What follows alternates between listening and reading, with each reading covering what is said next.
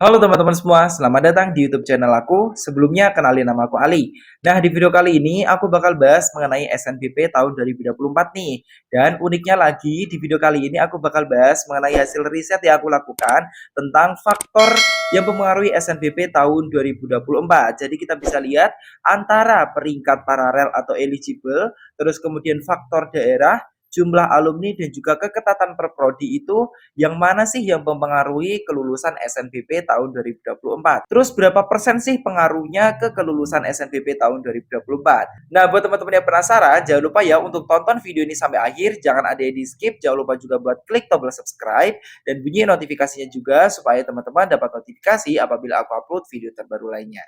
Oke teman-teman, langsung aja kita masuk ke pembahasan. Nah guys, jadi ini adalah hasil penelitian yang aku lakukan sendiri dan di sini aku memberi judul penelitian ini sebagai berikut, yaitu analisis pengaruh peringkat, faktor wilayah, jumlah alumni dan keketatan prodi terhadap kelulusan SNBP tahun 2023 menggunakan binary logistic regression atau regresi logistik biner. Ya, terus kemudian di sini itu yang perlu teman-teman ketahui bahwa di sini aku menggunakan data SNBP tahun 2023. Kenapa menggunakan data SNBP tahun 2023? Ya, karena memang kita bisa melihat acuannya salah satunya untuk menentukan gimana sih peluang kita atau strategi kita menuju di SNBP tahun 2024 adalah dengan melihat dari data tahun sebelumnya, yaitu data SNBP tahun 2023. Nah, seperti itu. Nah, oke, langsung aja. Di sini sedikit overview dulu mengenai binary logistic regression atau regresi logistik biner itu sendiri ya. Nah, mungkin sebagian besar teman-teman yang nonton video ini belum begitu paham apa sih sebenarnya model yang digunakan itu gitu ya. Jadi di sini aku akan sedikit menjelaskan secara intinya saja ya. Oke, untuk model regresi logistik biner atau binary logistic regression itu merupakan salah satu model yang dapat digunakan untuk menganalisa hubungan antara satu variabel respon dan beberapa variabel bebas.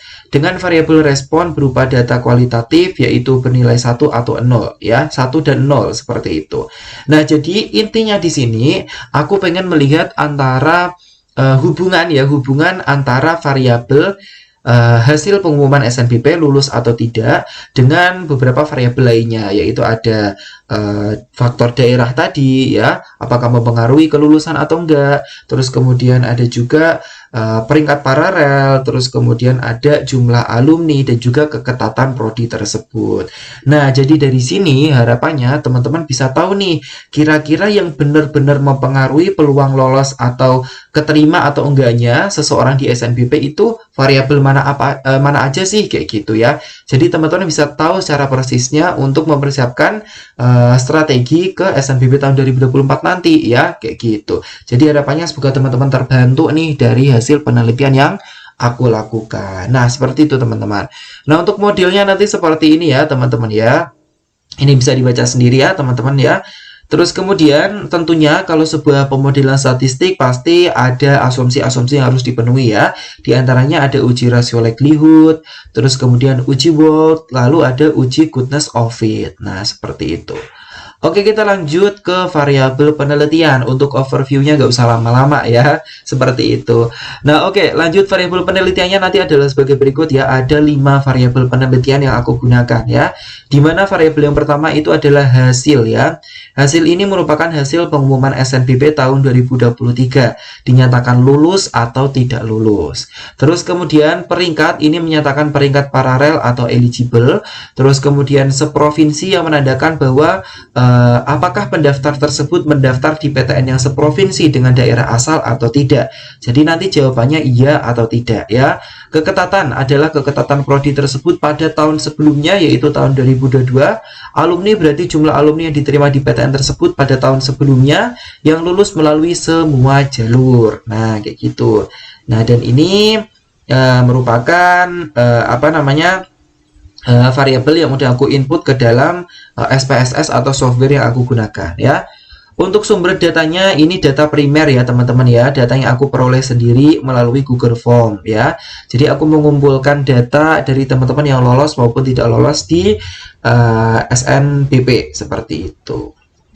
Dan sebenarnya ada beberapa data yang aku ambil dari sosial media, tapi aku lupa nyantumin ya di sini ya, seperti itu. Jadi campuran antara data primer dan data primer aja sebenarnya sih ya, seperti itu. Gitu. Oke. Tapi untuk pengumpulannya ada yang dari sosial media, dari akun asli mereka, dan juga ada yang dari Google Form kayak gitu.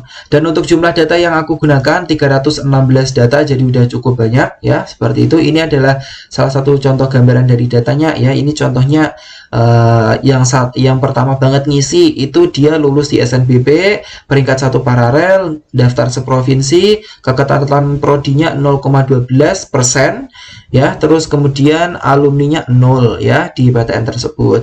Yang kemudian ada juga yang lolos di sampel kedua atau orang yang kedua yang lolos di SNBP, yaitu peringkat 17 paralel, daftarnya seprovinsi, keketatannya 0,08%. Wow, ketat banget.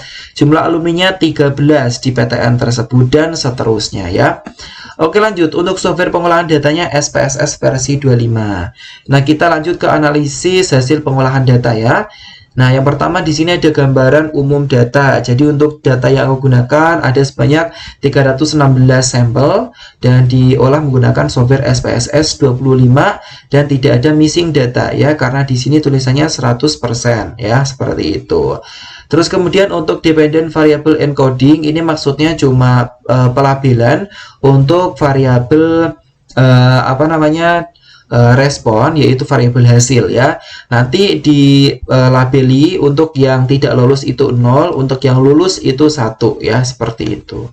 Terus kemudian categorical variable codings ini cuma pengkategorian atau pelabelan untuk variabel seprovinsi saja, karena tadi yang jawabannya iya atau tidak itu hanya di variabel provinsi ya.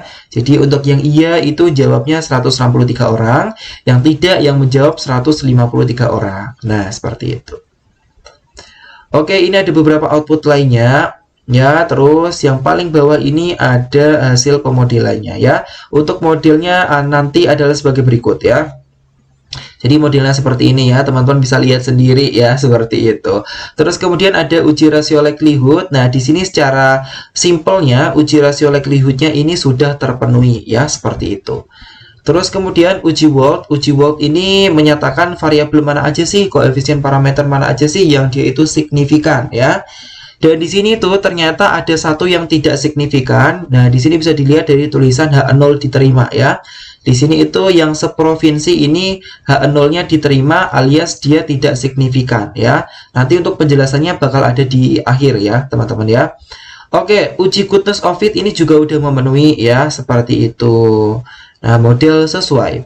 Lalu lanjut ke koefisien determinasi ya. Koefisien determinasi bisa dilihat dari hasil Naegel-Kerke R-square. Nah, di sini itu diperoleh nilainya 0,210 yang menandakan bahwa variabel peringkat, seprovinsi, alumni, dan keketatan itu bisa menjelaskan variabel hasil hanya sebesar 21% ya. Atau secara gampangnya variabel peringkat paralel, daftar seprovinsi atau tidak, jumlah alumni, dan keketatan prodi itu hanya bisa mempengaruhi sebesar 21% dari hasil kelulusan SNBP. Sisanya 79% dijelaskan oleh faktor-faktor lainnya di luar penelitian ini ya, yaitu seperti yang telah kita ketahui nih, komponen utama penilaiannya kan ada rata-rata nilai rapot, mapel pendukung, sertifikat, dan lain-lain. Nah, jadi yang paling mempengaruhi itu adalah rata-rata nilai rapot, mapel pendukung, sertifikat, dan lain-lain sesuai dengan komponen utamanya. Nah, seperti itu. Nah, jadi mungkin dari sini ada sedikit gambaran ya, teman-teman ya. Untuk peringkat seprovinsi, alumni, dan keketatan ini hanya mempengaruhi sebesar 21% untuk kelulusan SNBP ya. Kayak gitu. Tapi kita lihat dulu sampai akhir kesimpulannya, apakah model ini cocok untuk digunakan sebagai bahan kajian atau tidak. Kayak gitu. Lanjut ke akurasi model. Untuk akurasi modelnya sangat tinggi, yaitu 92,1%. Data tersebut tepat diklasifikasikan oleh model ini, kayak gitu ya.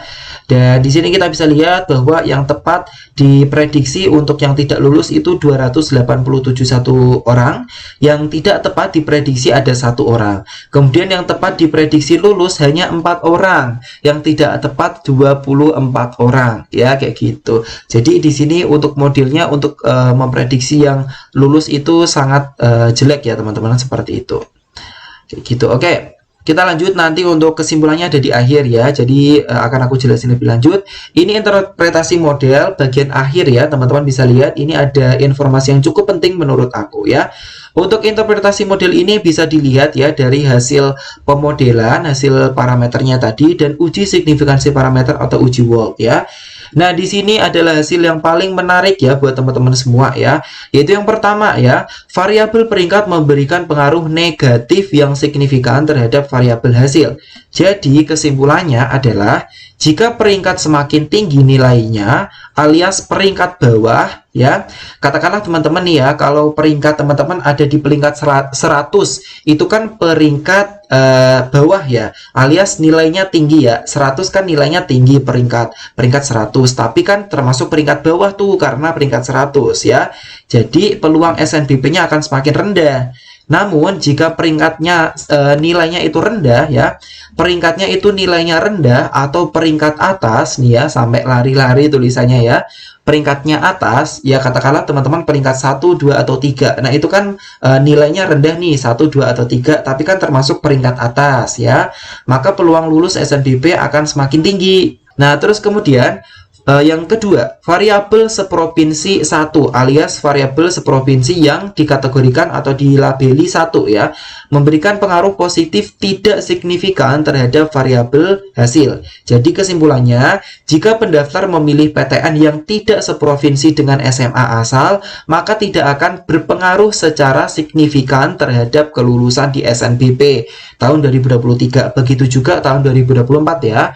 Nah, seharusnya seperti itu ya. Nah, jadi buat teman-teman udah terjawab ya, apakah variabel seprovinsi itu berpengaruh nggak sih? Apakah kalau semisal kita daftar sedaerah itu berpengaruh untuk kelolosan nggak sih? Jawabannya adalah enggak ya.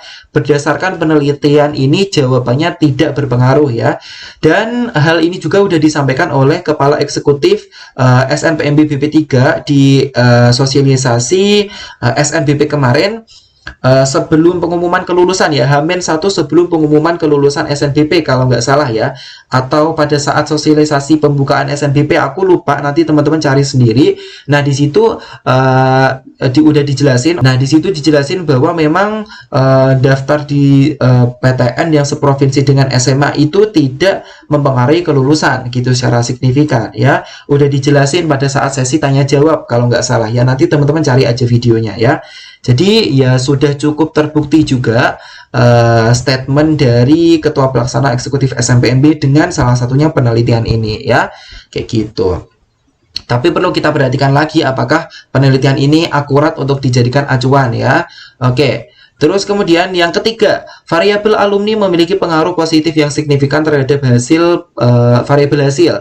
Jadi semakin banyak alumni pendaftar di PTN tersebut pada tahun sebelumnya, tahun 2022, maka semakin tinggi juga peluang lulus di SNBP, begitu pula sebaliknya.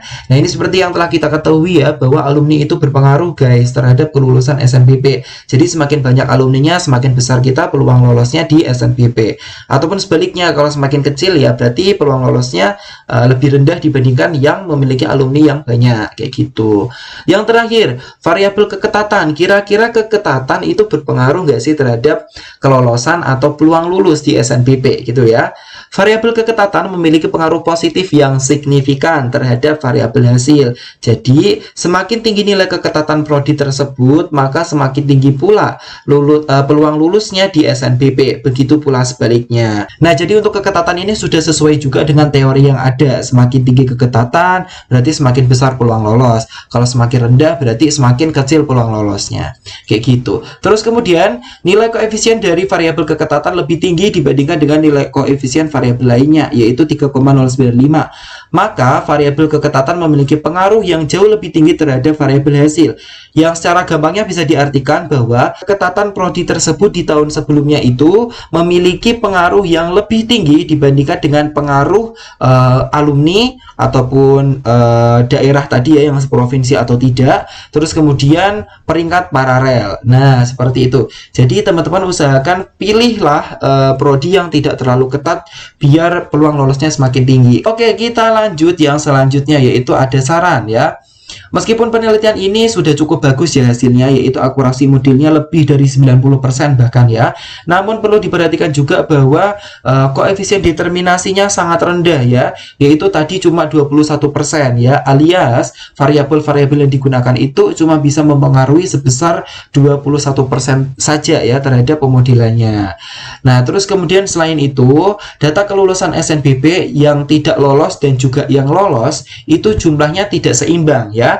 Karena di sini data yang lolos itu jumlahnya cuma 28 orang, yang tidak lolos itu sekitar 200 berapa orang gitu ya. Tadi udah ada datanya di atas ya. Nah, jadi itu sangat nggak seimbang sekali ya teman-teman, alias imbalance data. Nah, kayak gitu. Jadi perlu dilakukan treatment dulu sebenarnya teman-teman ya, untuk menangani masalah tersebut supaya datanya bisa imbang atau balance kayak gitu, sehingga akan menghasilkan model yang jauh lebih baik. Jadi mungkin bisa digunakan teman-teman sebagai referensi aja dari hasil penelitian ini, jangan digunakan sebagai patokan utama. Nah, seperti itu teman-teman. Nah, sekian aja video kali ini. Semoga bisa bermanfaat buat teman-teman semua. Jangan lupa untuk tinggalkan like, komen, share video ini, dan juga subscribe channel YouTube aku. Dan bunyi notifikasinya juga supaya teman-teman dapat notifikasi apabila aku upload video terbaru lainnya. Oke teman-teman, terima kasih sudah nonton video aku. Kita jumpa lagi di next video. Bye-bye.